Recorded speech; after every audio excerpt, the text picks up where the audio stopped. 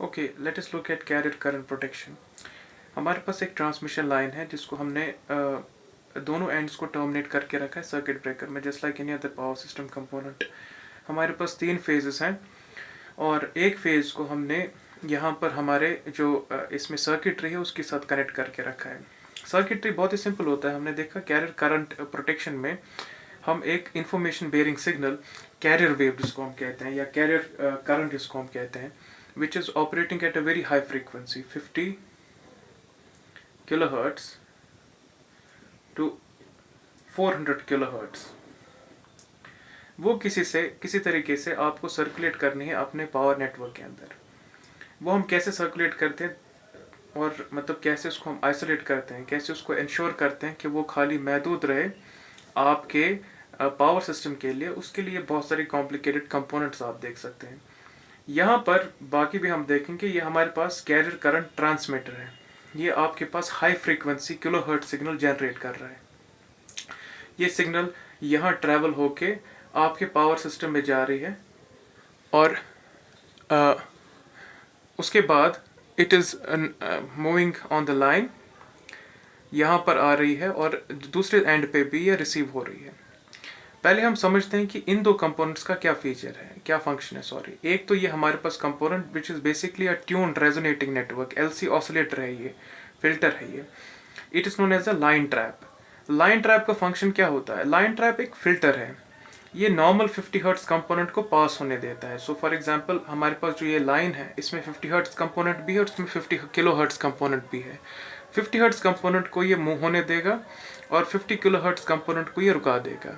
So it is a filter. ये block करता है 50 किलो हर्ट्ज कंपोनेंट को, इंश्योर करता है कि आपका जो 50 किलो हर्ट्ज कंपोनेंट है खाली यहाँ पर फ्लो हो। उसके बाद हमारे पास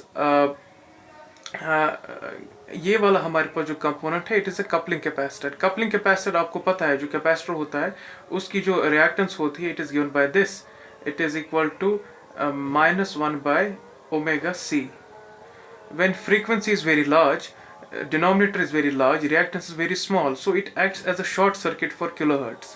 For low frequency 50 hertz it acts as an open circuit. तो यहाँ पर खाली ये 50 हर्ट्ज किलोहर्ट्ज कंपोनेंट को फ्लो होने देगा। 50 हर्ट्ज कंपोनेंट को ये ब्लॉक करता है।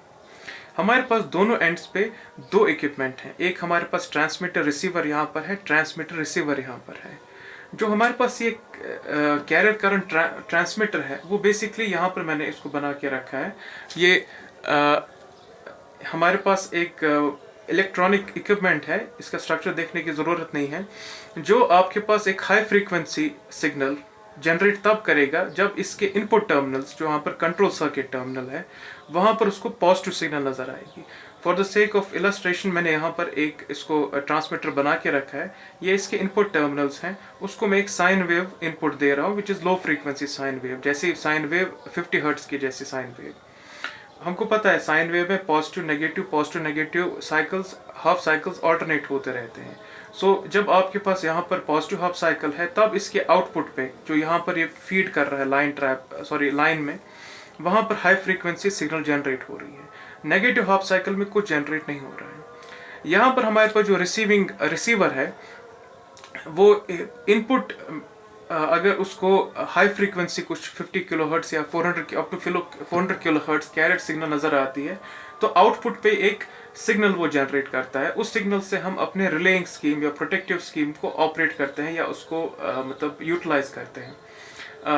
यहाँ पर जो हमारे पास रिसीवर है, दो पॉसिबिलिटीज़ हैं। इसको या तो लोकली जनरेट हो सकता है आपके पास कैरियर सिग्नल और रिसीवर में जा सकता है, या रिमोट जनरेशन हो सकता है। फॉर एग्जांपल ये रिसीवर करेगा, ये ट्रांसमीटर करेगा जनरेट सिग्नल, यहाँ से फ्लो होके यहाँ जाएगी।